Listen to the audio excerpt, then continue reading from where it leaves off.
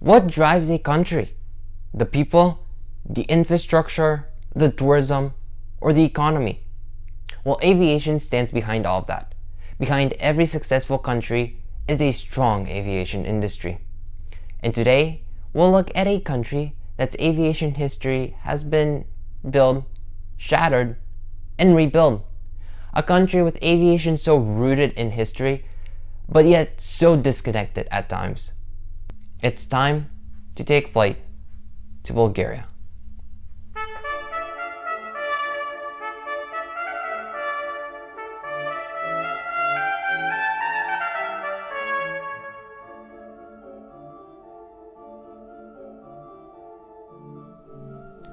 Bulgaria's aviation roots started in 1902 when Hrompi Jamgiev published an article called The Actual Foundations of Aviation. In 1903, he created a movable wing, which earned him 2,000 levs from the Bulgarian government. In 1915, at a young age, Arsen Yordanov constructed the first airplane built in Bulgaria. His airplane's first flight was that same year on August 10th. It was flown by Radul Milkov. After moving to the United States, Arsen Yordanov later contributed to the creation of the P-38, the P-40, the DC-3, the Boeing B-17, and the Boeing B-29. He is considered one of the names that contributed most to aviation on a global level, laying the foundation for many further advancements. The beginning of airplane manufacturing in Bulgaria came in the early 1930s. There were three main national manufacturing centers. They were located in Bujuriste from 1926 to 1941, Kazanluk from 1932 to 1944, and Lovech from 1939 to 1954. Most planes created were used for training purposes, but some ended up serving in World War II. Unfortunately, manufacturing began winding down after 1954 due to the Council of Economic and Mutual Assistance. This promoted airplane building in other countries, ending the aircraft construction era in Bulgaria, partly due to the lack of technological material as well. Without a doubt, one of the greatest achievements on a global level in Bulgaria's aviation industry was the creation of Balkan Bulgarian Airlines. The airline was in a way a reflection of Bulgaria's political changes, as it started out in 1946 in a socialist regime with Tupolev airplanes. In 1989, with the arrival of democracy, it moved to Boeing and Airbus aircrafts. In 1985, the airline had 75 aircrafts, 55 countries, and 150 airports handled the airline around the world. At its peak in 1997, the airline reached nearly every corner of the earth, from New York, USA, all the way to Bangkok, Thailand. Balkan was also consistent on the European continent, with flights to London, Stockholm, Valletta, Helsinki, and many more. On a domestic level, it flew to Varna and Burgas. And to this day, no Bulgarian airline has ever nearly reached the amount of aircraft and destinations Balkan had. One of its biggest honors came in 1996 when the airline was tasked to carry the Bulgarian Olympic team to the Olympic Games in Atlanta. It also carried neighboring countries' Olympic teams as well. The flights were operated on the airline's Boeing 767, the largest aircraft ever operated by Balkan. This was also the same year the company celebrated their 50th anniversary.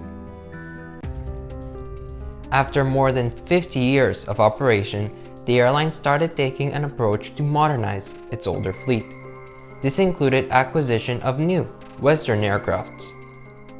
In 1999, Balkan was privatized by Zevi Group Israel, and in 2001 was shut down due to economic hardships. This was followed by a boom of many startup airlines, of which little remain today. But one airline in particular was able to claim the title of Bulgaria's national carrier and replace Balkan, Bulgaria Air. It contains routes all throughout Europe and deliveries of brand new aircrafts. Bulgaria has stabilized itself as the country's national carrier. There are also other Bulgarian airlines, such as European Air Charter, BH Air, Bull Air, Electra Airways, Aviastart, Heli Air, and for cargo operations, Cargo Air.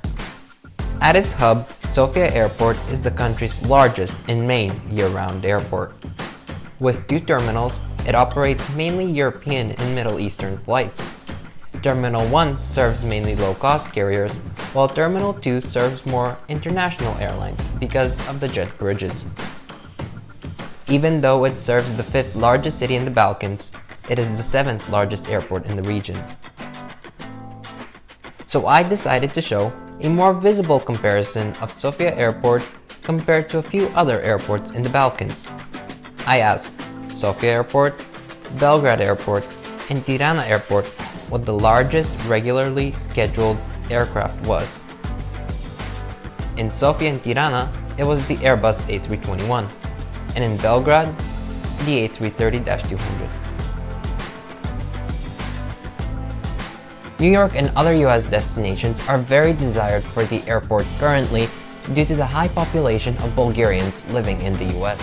But Sofia Airport is not the only gateway into the country. Located on the Black Sea, Burgas and Varna Airport are also prime entries into the country, especially during the summer season. Varna Airport is connected to around 60 destinations around Europe, from 20 countries, totaling in 1.48 million passengers annually. As impressive as that is, Burgas Airport has 80 destinations from 25 countries, totaling in 1.63 million passengers annually. The future interests of the airports are to connect the Black Sea to even more destinations around Europe, eventually reaching the Middle East. Unfortunately today, foreign airlines make up most of the routes out of Bulgarian airports. And while 50 to 60 years ago, Bulgaria had around 14 functional airports, today, there are around 6. This was primarily because up until 1985, all aviation-related businesses from airports to airlines were owned by the state. This resulted in regular funding to these airports. But after March 23, 1985, each airport was independently part of the Economic Association of Sofia, Balkan. This led to a stop of financing by the government, causing airports like Vidin, Silistra, Târgoviște, Haskovo, and Pleven to no longer be functional today. Although the current aviation state in Bulgaria is not at its highest peak, as long as there are people working for the future and not forgetting the past because there's so much to be proud of, the Bulgarian aviation industry will thrive better than it ever did. I'm Vanyo Pernikliev, and I thank you for watching.